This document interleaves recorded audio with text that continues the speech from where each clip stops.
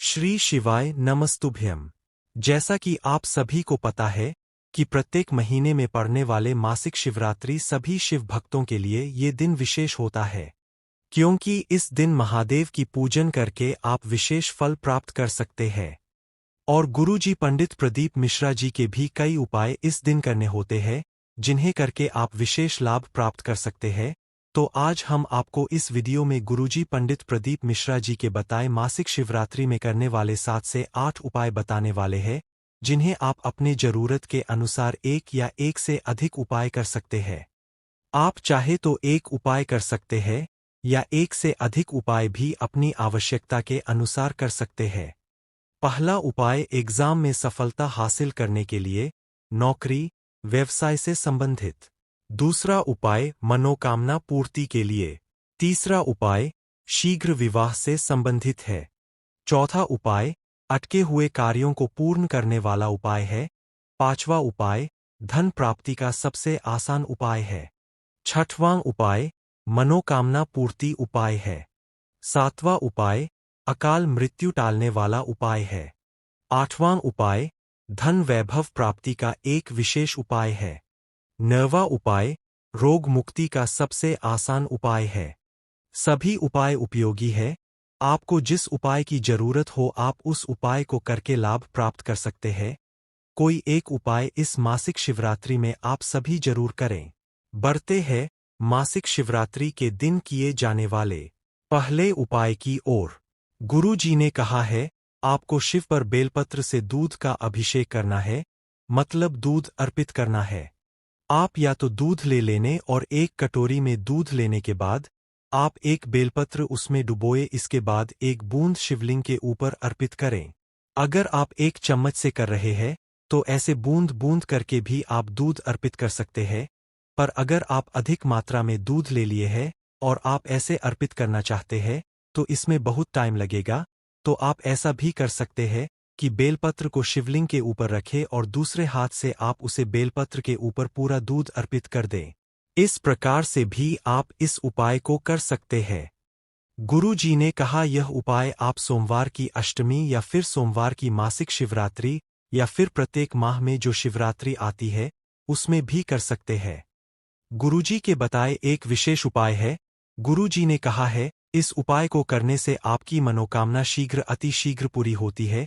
जिस भी उद्देश्य के लिए आप यह उपाय कर रहे हैं, वह चाहे एग्जाम में पास होने के लिए हो, धन प्राप्ति के लिए हो या कोई भी मनोकामना हो, वह 3 माह के अंदर पूरा होता है नजर आता है। तो यह काफी अच्छा और विशेष उपाय है जो कि मनोकामना पूर्ति के लिए कर सकते हैं। और आप यह किसी एग्जाम में सफलता प्राप्त करने के लिए भी कर सकते हैं। गुरुजी ने यह उपाय किसी एग्जाम या फिर व्यापार वृद्धि के लिए भी आप कर सकते हैं। ऐसा कहा है, पर गुरुजी ने कहा है आपको अपनी तरफ से पूरे प्रयत्न करना है, अपनी तरफ से आपको कोई कमी नहीं छोड़ना है और साथ में आपको भोलेनाथ के प्रति विश्वास भी पूरा रखना है। आपको सफलता जरूर मिलेगी। अब इसी भोपाल की महामृत्युंजय शिव महापुराण कथा में गुरु जी ने एक और विशेष उपाय की जानकारी दी है। इस उपाय में गुरु जी ने आपको बेलपत्र के तीनों पत्तियां जहां पर मिलती है उसे भाग पर पीला चंदन लगाकर एक विशेष उपाय करने को कहा है। बेलपत्र की तीनों पत्तियां जिस भाग पर मिल रही हो उस भाग पर आपको पीला चंदन लगा लेना है और यह उपाय गुरु जी ने मनोकामना पूर्ति के लिए करने को कहा है।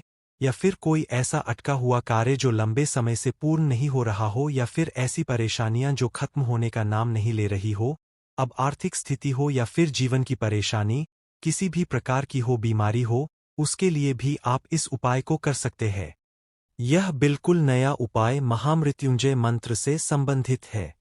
अब बेलपत्र पत्र में आपने पीला चंदन लगा लिया है, तीनों पत्तियां जहां पर मिल रही है वहीं पर आपने पीला चंदन लगाया है। उस बेलपत्र को आपको अपने हाथ में रखकर बैठ जाना है। अपने हाथ में रखकर शिवालय में जाकर शिवलिंग के सामने बैठ जाए और इसके बाद आपको अपने हाथ में रखने के बाद 108 बार महामृत्युंजय मंत्र का स्मरण करना है, जाप करना है। गुरुजी ने कहा 108 बार महामृत्युंजय मंत्र का जाप करने के बाद आप इस बेलपत्र को शिवलिंग के ऊपर अर्पित कर सकते हैं।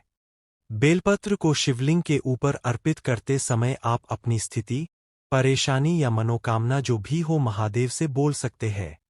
अपनी मनोकामना महादेव से बोल सकते, अपनी बीमारी महादेव से बोल सकते हैं, या फिर वह अटका हुआ कार्य जिसके लिए आप ये उपाय कर रहे हैं, वह भी महादेव से बोल सकते हैं। बस इतना ही करना है। यह महामृत्युंजय शिव महापुराण कथा के विशेष उपाय आप मासिक शिवरात्रि में करके अधिक से अधिक लाभ जरूर प्राप्त करें। बढ़ते हैं तीसरे उपाय की ओर, जो कि शीघ्र विवाह के लिए गुरुजी ने पिछले साल हुए शिव महापुराण कथा में बताए थे, जो कि इस प्रकार है। आपको ज्यादा कुछ नहीं करना है, बस आपको लाल चंदन का उपयोग करके शिवलिंग पर जहां कार्तिकेय भगवान का स्थान होता है, उस स्थान से होते हुए, माता अशोक सुंदरी के स्थान से होते हुए, गणेश भगवान तक आपको उस लाल चंदन से एक त्रिपुंड बनाना है। गुरुजी कहते हैं, ऐसा करने से अच्छे रिश्ते आएंगे और आपका विवाह भी शीघ्र ही हो जाएगा।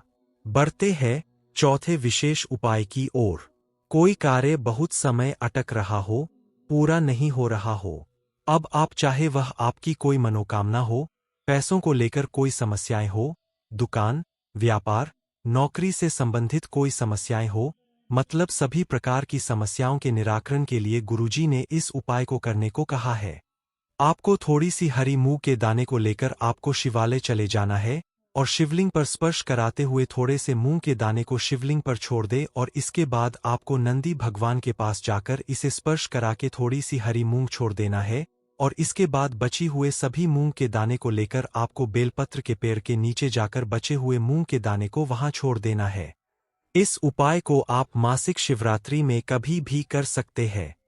बढ़ते हैं पांचवें उपाय की ओर।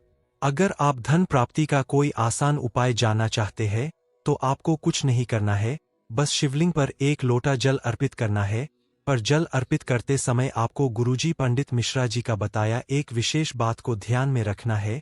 जल अर्पित करते समय जब आप आखिरी में थोड़ा सा जल बचा रहता है, तो कलश का मुख आपको अपनी ओर कर लेना है, उस बचे हुए जल को शिवलिंग पर अर्पित कर देना है। बस इतना ही करना है। बढ़ते हैं छठवें उपाय की ओर। अगर आपकी कोई मनोकामना जो बहुत समय से पूरी नहीं हुई है, तो आपको शिवलिंग पर एक अक्षत, एक बेलपत्र और उसके ऊपर आपको एक कलश साफ जल अर्पित कर देना है। गुरुजी कहते हैं कि ऐसा करना आप सभी शुरू कीजिए, आज नहीं तो कल भोलेनाथ आपकी सभी प्रकार की मनोकामनाओं को शीघ्र पूरा करेंगे। बढ़ते हैं सातवें विशेष उपाय की ओर। प्रत्येक माह में आपको मासिक शिवरात्रि के दिन पार्थिव शिवलिंग को बनाकर उसका पूजा अर्चना करने के बाद उसका शाम को प्रदोष कल में विसर्जन कर देना है। ऐसा करने से घर में कभी भी किसी की अकाल मृत्यु नहीं होती है, उस घर में सकारात्मक ऊर्जा बढ़ती है। बढ़ते हैं आठवें उपाय की ओर। अगर आप चाहते हैं कि कोई ऐसा उपाय करूं जिससे मेरे जीवन में धन की बढ़ोतरी हो और मुझे किसी भी चीज की कोई कमी ना हो, तो आपको प्रत्येक सोमवार या फिर मासिक शिवरात्रि या फिर प्रदोष में एक कलश में कमलगट्टा को डुबोकर निकल लेना है। इसके बाद कमलगट्टे वाले इस जल को आपको शिवलिंग पर अर्पित करना शुरू कर देना है। ऐसे में महादेव के साथ साथ माता महालक्ष्मी की भी आप पर विशेष कृपा बनी रहती है। आप उस कमलगट्टे का बार बार भी उपयोग में ले सकते हैं। बढ़ते हैं नवे और आखिरी उपाय की ओर, जो बड़े से बड़ी बीमारी को दूर करने के लिए गुरुजी पंडित प्रदीप मिश्रा जी का यह उपाय आप प्रत्येक मासिक शिवरात्रि के दिन जरूर करें। आपको बस इतना करना है, आपको माता अशोक सुंदरी के स्थान पर एक बेलपत्र अर्पित करके उसी के ऊपर आपको एक कलश साफ जल अर्पित कर देना है। इसके बाद थोड़ा सा जल को प्राप्त करके कुंदकेश्वर महादेव का नाम लेते हुए उसे जल का आचमन करना है। छोटे से लेकर बड़ी बीमारियों का अंत होना निश्चित है। बेलपत्र अर्पित करते समय आपको एक बात का विशेष ध्यान रखना चाहिए, बेलपत्र की डंडी जलाधारी की ओर ही रहे। कोई भी उपाय करते समय आप नमः शिवाय या फिर ओम नमः शिवाय या फिर श्री शिवाय नमः मंत्र का स्मरण जरूर करें। उपाय से संबंधित अगर आपके मन में कोई प्रश्न है, तो प्रश्न आप कमेंट के जरिए पूछ सकते हैं। मेरे द्वारा दी गई जानकारी अगर आपको थोड़ी सी भी उपयोगी लगी हो तो इस वीडियो को लाइक करके कमेंट बॉक्स में जय श्री महाकाल जरूर टाइप कीजिएगा। साथ ही आपसे एक विनम्र प्रार्थना है, जैसा कि आप सभी जानते हैं कि गुरुजी के स्वास्थ्य ठीक नहीं होने के कारण 1 से 7 अप्रैल तक होने वाली श्री बेलपत्र शिव महापुराण कथा को रद्द कर दिया गया है। आप सभी से प्रार्थना है कि आप सभी गुरुजी के स्वास्थ्य की जल्दी सुधार के लिए महादेव से प्रार्थना जरूर करें, साथ ही एक लोटा जल जरूर भोलेनाथ को अर्पित करें, जिससे जल्द ही गुरुजी ठीक हो जाए और हमें आगामी होने वाले कथा सुनने को मिले। श्री शिवाय नमस्तुभ्यम। जय श्री महाकाल।